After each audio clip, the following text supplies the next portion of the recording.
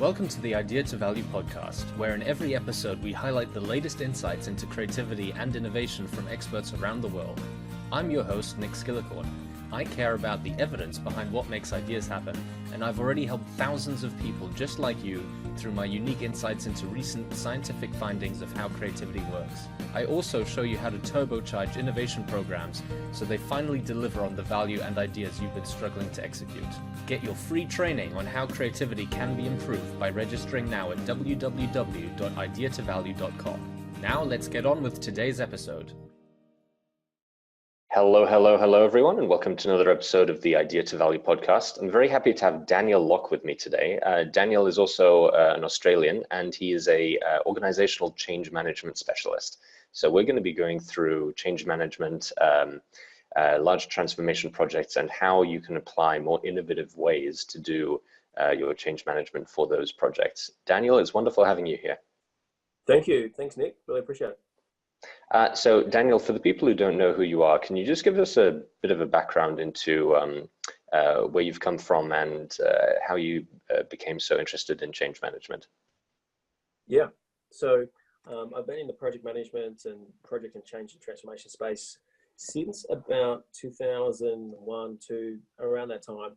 And I started out in the Lean Six Sigma, and one of my first jobs at a uni was in banking. And it was an opportunity to get trained up in Lean Six Sigma, re-engineer processes and so on.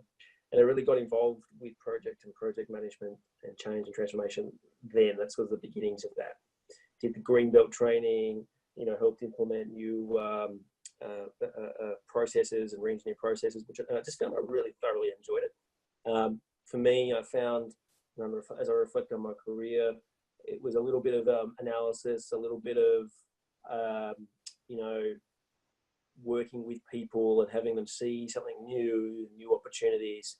And then there's like driving outcomes that, make a difference for organizations. So it just fit those three things that I really felt like I was making a difference in. Fast forward over the years, I then got involved in IT project management, business analysis. And one of the things that I saw people doing was this thing called change management. And I was really curious about it. And I could see that it was making a difference when those elements were brought to a project that I was working on. And then at some point, I was actually got involved with the Change Management Institute, even though I wasn't expressly a change manager at the time. And a contract I was working on was finishing up. I was working as a business analyst. And I just thought, you know what, I'm going to do this change management thing. So I started to call out the change management aspects and really got involved in it. And I really started to find, this was about 7 or 8 years ago, and I really started to find my calling, if you will, my place in the project life cycle. Change management is something I became good at. I really enjoyed the people aspects and of driving change in organizations. So that's kind of the history of how I got there. I've spent many years doing program management as well, so I'm very aware of change management. But I think a lot of our listeners probably aren't that sort of aware of what change management is specifically. It sometimes gets quite a bad rap as just being people sending out emails and communication and sort of saying, "Oh, you need to do this training or this training." What exactly is change management? And it's fair enough. Like it's a bit confusing for some people, but it's all of those things and it's none of those things, and it all depends on the context. But ultimately, what I say to people, change management is about implementing the people side of change. So, for example, at one extreme, you've got a project where perhaps we're going to stand up a new server, computer servers, and that's going to have some benefit of allowing for more throughput, and that'll mean the system would be more reliable, perhaps, or faster. Fine. There's no real, little to no people impacts or considerations at that end of the spectrum. And then at the other end of the spectrum, there's projects which are purely about people changing their behavior. And it might be, moving office from one place to another. All about people's behaviors, and there's a lot of people management considerations to make. It might be just they're changing their processes, doing work one way today and tomorrow another. And then in between all of that, we've got varying degrees of technology and process and behaviour change in some way. And so you can see already that there's a people's consideration to make on the vast majority of projects. Now that can simply be communications, which can often look like just sending out emails, but there's a lot of work that goes into crafting and developing messages. Just ask anybody that's involved in marketing, for example. And then there's the training components that go with it, making sure people are appropriately trained and the right kind of training is delivered. Change managers are not necessarily L&D experts, although they may have come from that area.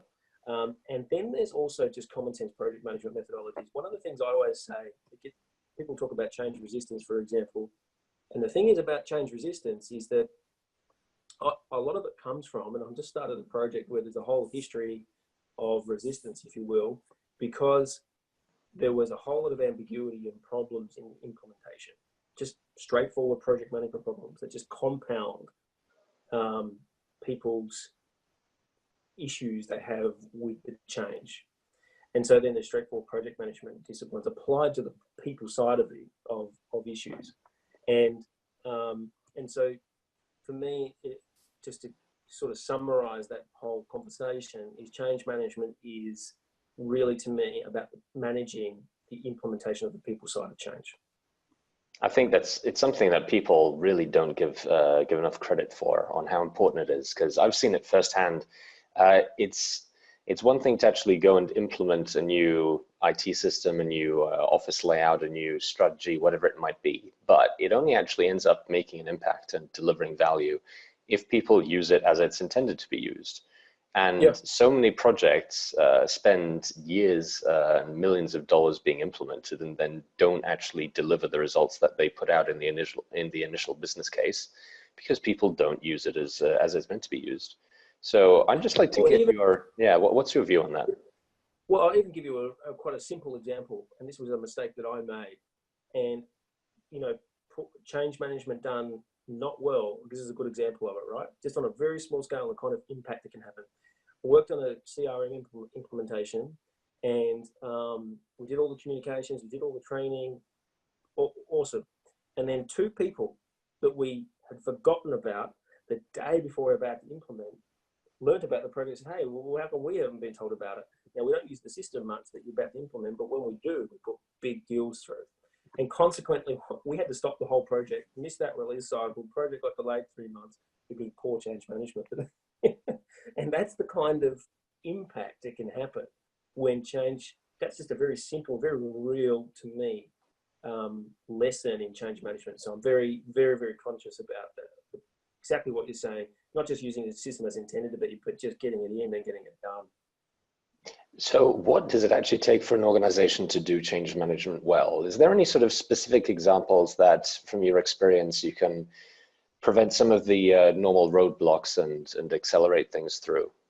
Yeah, well, building off what the story I just gave, one is just forgetting about people. They need to be communicated to, and they need to be trained. One is communication is really, really important.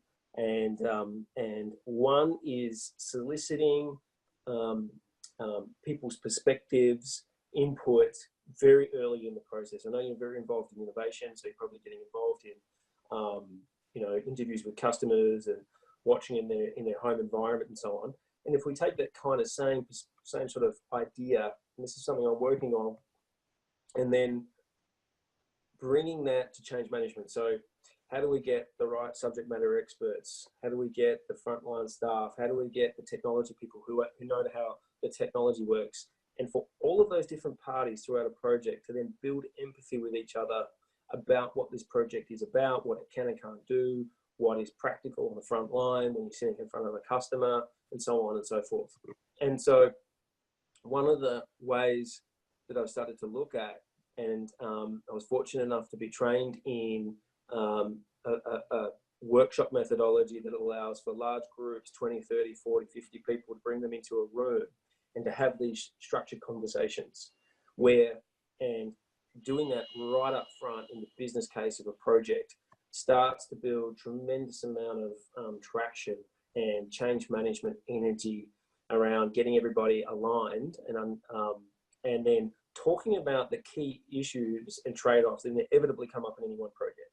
Because whilst there's all these great benefits, some people are going to have to let go of old ways of doing things. It might mean loss of jobs. It could mean just changing the way they work. But there's going to be somebody's going to be negatively so-called impacted by these changes, and having a straight conversation about that in one environment really makes a difference.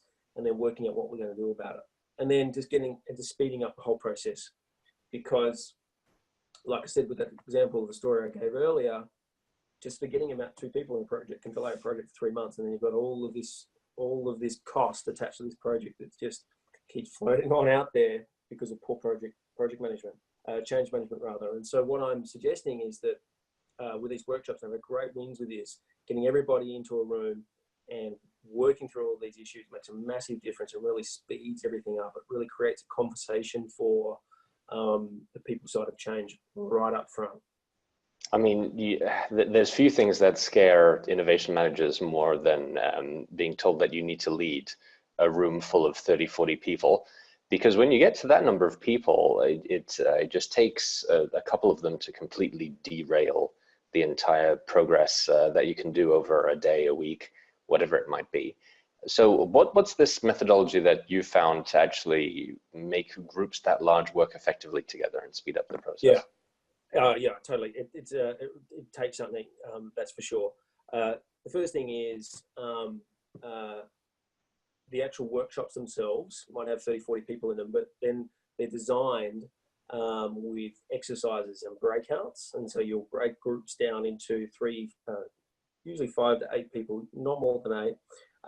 And then you assign either people will, be worked out previously to be facilitated these mini groups and breakouts, or you just get people to do it on the day, depending on the context, and break people up. And so, for example, you might have people moving around corners of the room into so-called chat rooms in small groups, or design a group, have people, you might decide who your 5 to 8 people are going to be in each team ahead of time, have a special assignment. They go away, do the assignment, come back, report, and then I'll facilitate a whole group facilitation, conversation about what the exercise they just did and the insights that they generated out of that. Take something. It can be a bit messy, but sometimes in the messiness, though, of these, especially the large sort of facilitated conversations, sometimes in the messiness, there's gold in there, right? And Nick, you probably, I can imagine in the space you are with innovation, conflict can be a good thing. Sometimes out of these conversations, the conflict that comes up, the unexpressed frustration comes out, and then all of a sudden it's right there. Oh, hang on, what is this issue? And that can really, really just bring, okay, that's a key issue that we need to solve, because of the conflict and the emotion that comes with it. So sometimes there's, I think as facilitators, people want to avoid that conflict coming out, and they'll do anything to avoid it, but there's sometimes gold in that. So you've got to go with the flow a bit as well. I think that's something that a lot of people need to learn. It's how to deal with not just conflict, but the concept of change itself is, at a psychological level, one of the scariest things for people to deal with, especially if that change isn't something that they initiated. So what's your experience in the best way to get both decision makers and the people being impacted on the shop floor more comfortable with what's coming their way as far as change goes? But it seems to me, this just never seems to go away, which is that I think why there's a loss of power for people with regards to change in organizations is because it feels like often that these are decisions that are made about their lives. It feels like they're somewhat arbitrary and made behind closed doors without their participation. And sometimes there's good reasons for that, right? And, executives are paid to make resource allocation decisions. And that's their decisions that are made, particularly in listed companies, not out in the open.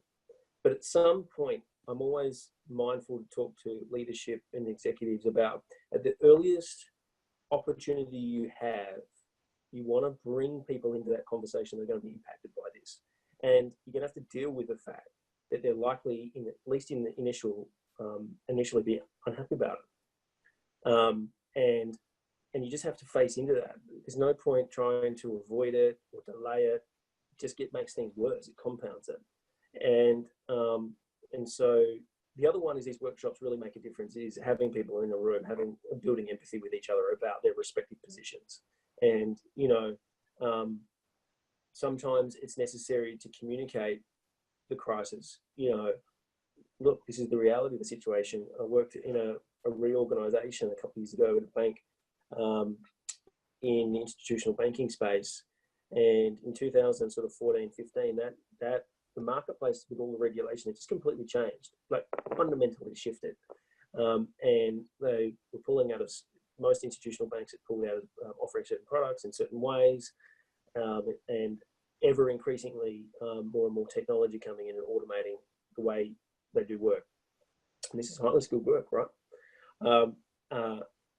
Once that was kind of communicated, it just then became about, well, how you're going about it was the conversation. We don't like that. And that's something that there's a whole range of opportunities that can be worked through. The other thing that I notice is that leadership will consistently, this is perhaps all the time, dealing with it now, will want to avoid communicating things because they don't know. Now they should, whereas I always say, well, let's just start communicating what it is that you don't know. And at least it gives people something to hang on to.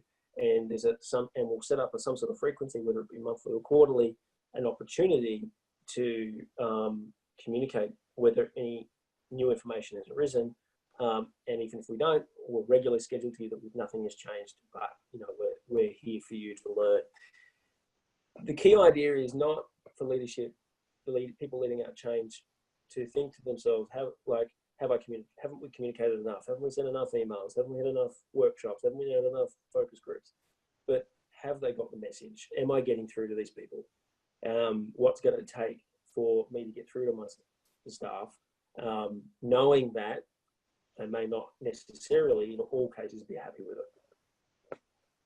Interesting. I mean, Daniel, it's been fascinating speaking with you here. I know you've got a lot more that you can talk about people and companies with regarding this. If people want to find out a bit more about the work that you do, what's the best way they go about it? Yeah, look, they can find me at my website, which is daniellock.com. That's easy to remember. You will find me on LinkedIn, Daniel Lock. I'm there regularly. So either of those places are the best.